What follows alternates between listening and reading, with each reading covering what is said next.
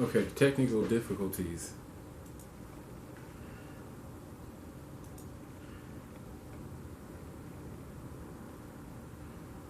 Okay.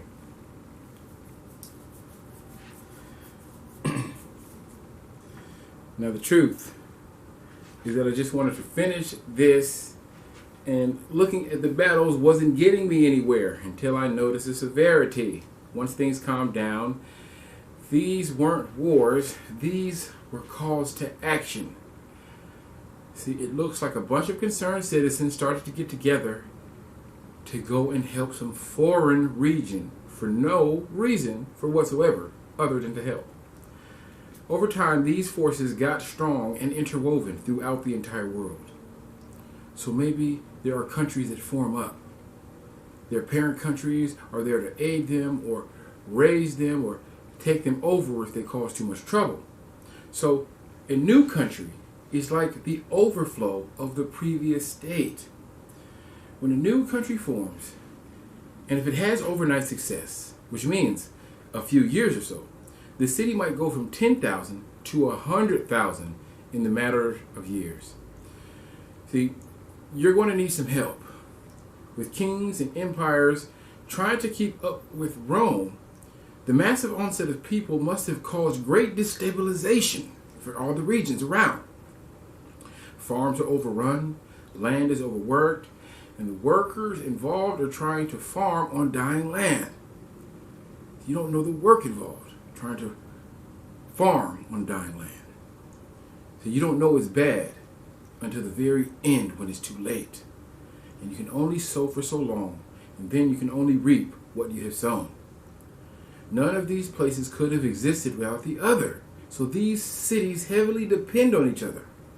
I believe the forces that keeps the goods flowing between the cities is older than documented history.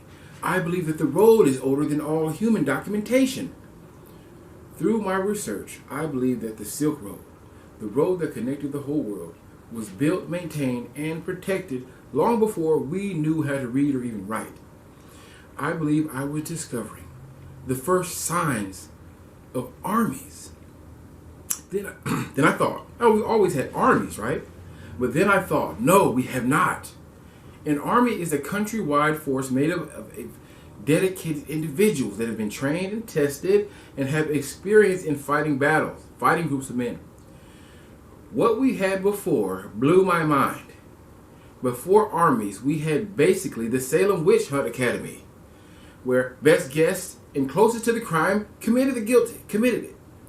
So whoever was closest to the crime was the guilty one. See, what was changing was the fighting period. The fighting slows down, and agreements ensue, and order is found throughout an ocean of chaotic records. See, I began to sum up the times, and I see three major sections of time. Okay, one is the Roman expansion, the greatest empire the world has known. Two is the Crusades, and three is the Spanish Inquisition. Now, there is no real time of peace, right? But it's somewhere in the world, someone is fighting to the death. Now, after learning the Crusades with the Muslims and the Christians assuming control over Jerusalem, the fall of Rome wasn't sure about. However, I was damn sure not just to say that we're expanding uncontrollably. Right? Is that what they're doing? That led just to Crusades. So the Spanish Inquisition and the Rome were just uncontrollable expansion. So what is the Crusades? Great. I'm trying to wrap this up. Just sum it all up with the wars. And now, the Crusades, as I explained. What led me here was the death toll. Okay? Now I'm looking at the Spanish Inquisition. There was something more funny about these records. Okay? First, there was only a clean, straight record. Okay? From beginning of the Spanish Inquisition all the way to the end. There is no unclear part. Okay? A record of every man, of every soul that was encountered, a record of every soul that was saved. There's such detail and accuracy that it starts to get boring.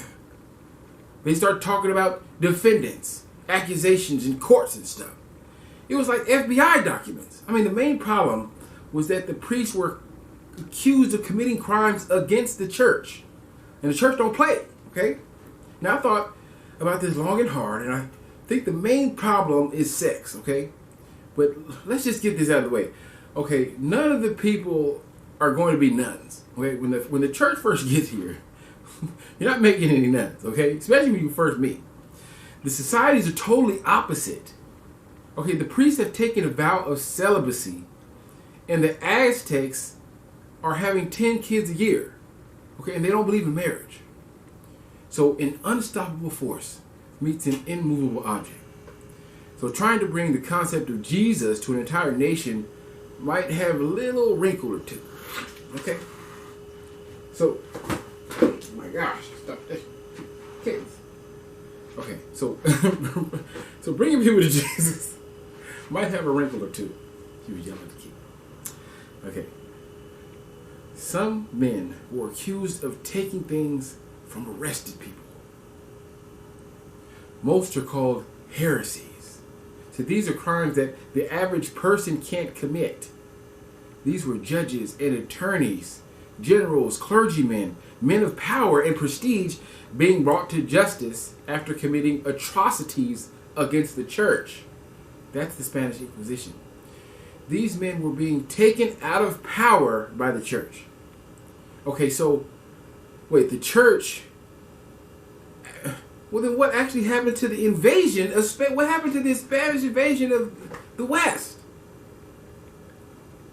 That will be on our next episode when we talk about warriors.